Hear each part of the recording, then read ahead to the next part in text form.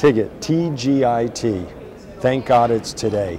And basically what TGIT's all about is that in everyday life, all we're bombarded with most of the time, and when I say most of the time, I'm talking about 80% of the time, we're bombarded with negative information.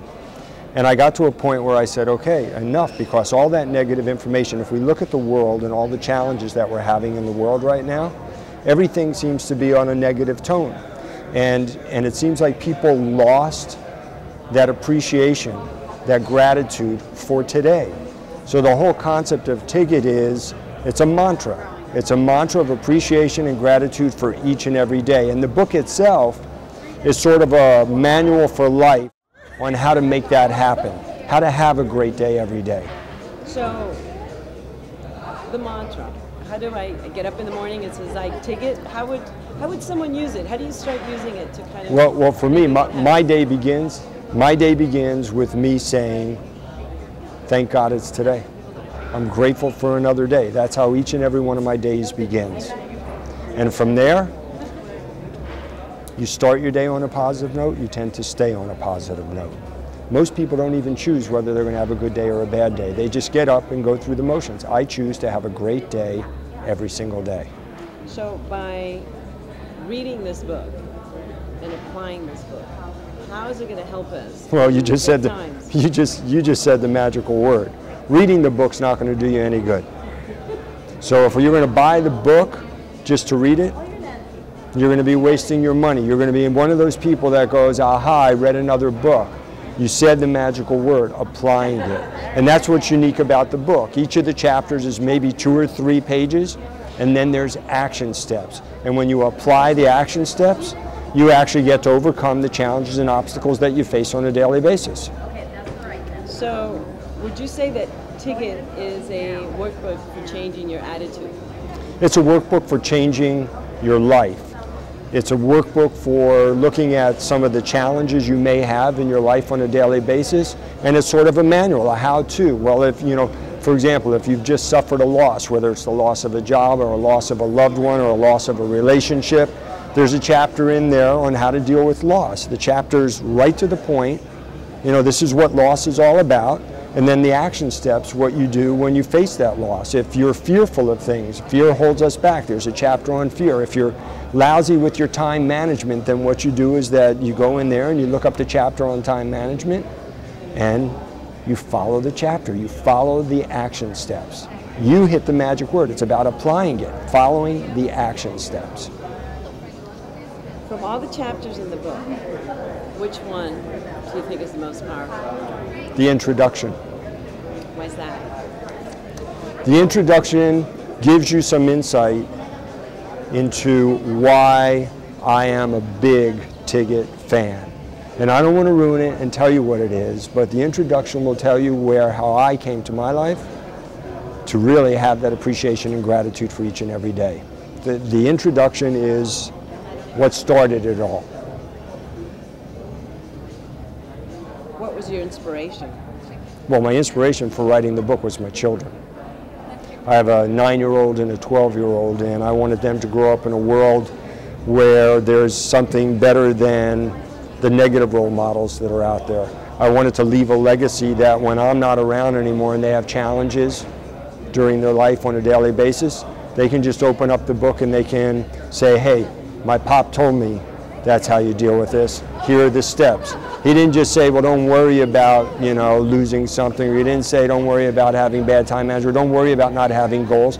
He actually left something that tells me how to make those things happen. It's about making things happen.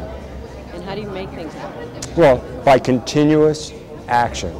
It's not just by taking action once, but it's by taking action on a repetitive basis, where you do the things over and over again until we create new winning habits, because we're all a creature of habits. You know, I say to people all the time, why do we do what we do when we know what we know? I know that sounded confusing. Why do we do what we do when we know what we know? For example, why do we smoke cigarettes when we know that they kill us? It's a habit. You know, why do we drink excessively or do drugs? It's a habit. Why do we stay in abusive relationships? It becomes a habit. And so the book is about, all right, how do you create new action steps How do you create something that gives you a more powerful, positive habit to override those negative habits that you have? Do you think this book is a lot more powerful now in the way that today's economy is and today in the way that people's moods are? I think it's more powerful now in the way that the entire world is, not just because of the economy, but we really have to recognize this, that the latest research tells us that approximately, the common person has approximately 60,000 thoughts a day. 60,000 thoughts a day. And the latest research says that up to about 80% of those thoughts are negative in nature. So no wonder we have all these challenges that we have in our life. And if that's all we're being, the book is designed so that, okay, if the meter's here and we're getting all this negative, we just want to tilt the meter a little bit more towards the positive, and that's what the book's all about. How did writing the book change you? You know, for me it was like, there's an old Zen saying, whenever you teach, you become the student. So in writing the book, all the lessons, you know, are just reinforced inside me. So it changed me dramatically. You know, it helps me walk the talk more than just talk the talk. Now, this is a book that could be applied, anyone can read. Anybody. Anybody can read. My 9-year-old and my 12-year-old read the book. They may not get everything in there, but they get most of what's in there. And they certainly understand what TGIT means. They understand to have that appreciation for today. So by reading the book, I'm going to get an understanding of what it is to TGIT. Yeah, you're going to have an awareness of what TGIT's all about. Then you have to take that big magical step, that PSD, positive self-discipline. You have to literally take the action steps and do them repeatedly. The book will give you the understanding and awareness. You know, my guess is that anybody that reads the book is going to go, I already know this. I've heard this before. I believe that what makes this book different is the action steps. And that the chapters themselves, I didn't write 10, 15 pages about fear or overcoming limiting beliefs. I wrote 2 or 3 pages. I give you that 20% that's really the nuts and bolts of it, and then here's how you change it, if you want to. If you were to describe the book in a few sentences to someone that out there that could be going through difficult times, Right. so, you know, that's just another book. Why am I Right. going to get the book? How do you get them to understand and the concept of TGIT? Because this is not just a book. This is a way of It's thought. a movement. It's a movement. You know, in the old days, we used to say, hey, I dig it. Right. Now what I want to happen in the world is I want people to say, hey, I TIG it. And I think that the way you get somebody to conceptualize this is by your actions. And you can't, you know, we have these sayings in this world that are true sayings. You can lead a horse to water, but you can't make them drink. You know, all I can hope to do, you know, when I look at my own personal mission statement, I inspire and I empower others to reach their full potential.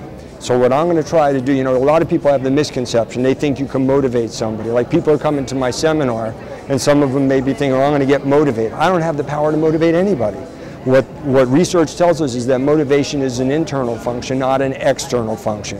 So my gift that I share, me personally, that I give to people is I inspire them. I empower them. I challenge them to take the action steps and make their life what they deserve to have it be. A wonderful thing to enjoy every day. Do you TIG it? I TIG it. To you?